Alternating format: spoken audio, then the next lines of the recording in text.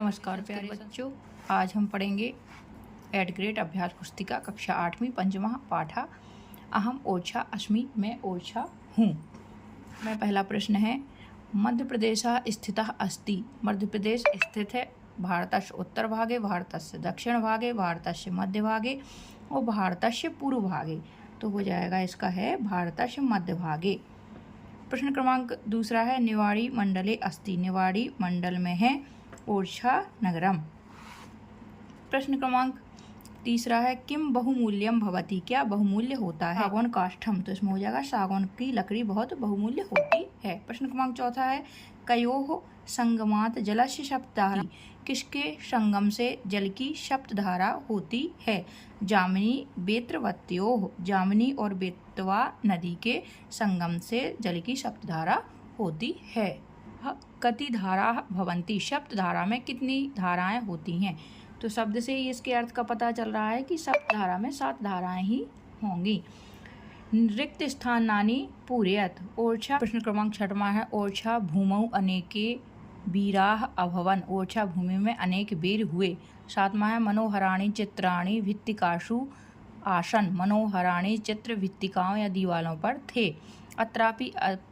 अत्रापि पदे संधि विच्छेदः, अत्र धन अपि भवति।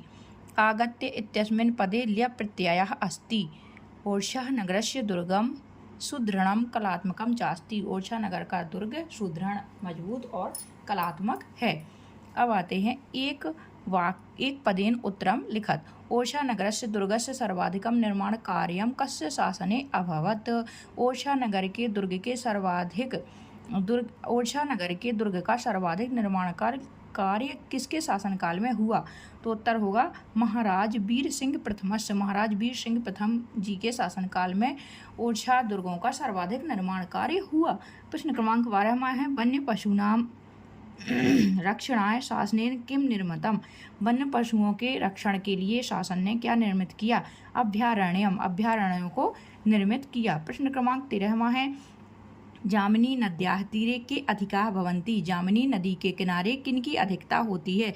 जम्बू वृक्षाः, जामुन के पेड़ों की। दुर्गस्य वामे दर्शनीयं किम विद्यते। दुर्ग के बाईं ओर क्या देखने योग्य है। चतुर्भुज मंदिरम, चतुर्भुज मंदिर। एक वाक्येन उत्तरम लिखत। एक वाक्य में उत्तर लिखिए। ओरछा परिसरे स्थिते दुर्गेषु भवन्याः कस्याः कलायाः चित्राणि सन्ति। उत्तर हो जाएगा ओरछा परिसरे स्थिते दुर्गे भवनेषु स्थापत्य कलायाः चित्राणि सन्ति। ओरछा परिसर में स्थित दुर्गों के भवनों में स्थापत्य कलाओं के चित्र हैं। प्रश्न क्रमांक 16वां है, राम राजा मंदिरम कस्याः नद्याः तटे विद्यते। राम राजा मंदिर किसकी नदी के तट पर स्थिर हैं। उत्तर होगा राम राजा मंदिरम वेत्रवत्याः तटे विद्यते। राम राजा मंदिर वेत्रवती नदी के तट पर स्थित हैं। प्रश्न क्रमांक 17वां है, केशवदासः कस्याः भाषायाः प्रसिद्ध कवि अस्ति। केशवदास कौन सी भाषा के प्रसिद्ध कवि हैं। उत्तर होगा केशवदासः हिंदी भाषायाः प्रसिद्ध कवि अस्ति। केशवदास हिंदी भाषा के प्रसिद्ध कवि हैं। प्रश्न क्रमांक 18वां है, हरदौलः कस्य प्रिय अनुजः आसीत्। हरदौल किसके प्रिय अनुज थे। हरदौलः जुझार सिंह से प्रिय अनुजः आसीत्। हरदौल जुझार सिंह जी के प्रिय अनुज या छोटे भाई थे। अब आते हैं दीर्घ उत्तराणि लिखत। दीर्घ उत्तर लिखिए। पाठ माधृत ओरछायाः प्राकृतिक धार्मिकं च सौंदर्यम लिखत। पाठ को आधार मान के ओरछा के प्राकृतिक और धार्मिक सौंदर्य को लिखिए। उत्तर हो जाएगा ओरछायाः परिक्षेत्रे चतस्रः प्रमुखाः नद्याः प्रवहन्ति। जामिनी नद्याः तीरे जम्बूवृक्षाः अधिकाः भवन्ति। वेत्रवत्याः तटे एकं भव्यं राम राजा मंदिरं विद्यते। एतत् कलात्मकम् ऐतिहासिकं च मंदिरम् अस्ति।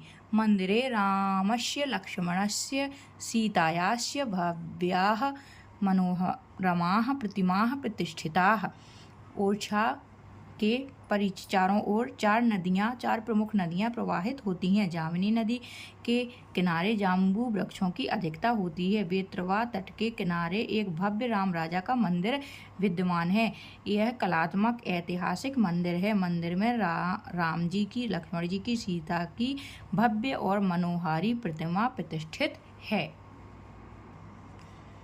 पाठ में आए हुए सप्तमी विभक्ति युक्त पदों को चुनकर लिखिए।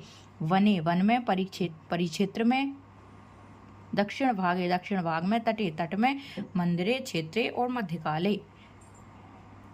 उत्तर होगा वने, परिक्षेत्रे, दक्षिण भागे, तटे, मंदिरे, क्षेत्रे और मध्यकाले।